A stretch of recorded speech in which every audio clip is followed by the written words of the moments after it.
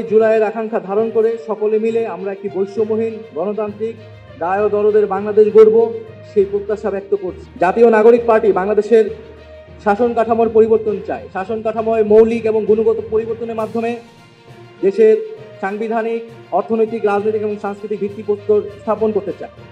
তাই আমরা একটি নতুন সংবিধানের মাধ্যমে একটি নতুন রিপাবলিকের কথা বলছি।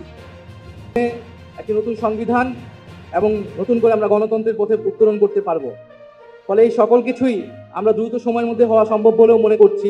সরকার যে নির্ধারিত সময় দিয়েছে সেই নির্ধারিত সময়ের মধ্যেই এই সকল কার্যক্রম করে নির্বাচনের দিকে যাওয়া সম্ভব। কিন্তু নির্বাচনের আগে অবশ্যই আইন শৃঙ্খলার পরিস্থিতির উত্তরণ ঘটতে হবে। এককভাবে সরকারের পক্ষে কাজ হয়তো সম্ভব নাও হতে পারে। তাই রাজনৈতিক দল, সামাজিক শক্তি এবং অভ্যুত্থানের শক্তিগুলোকে সেক্ষেত্রে ভূমিকা রাখতে হবে।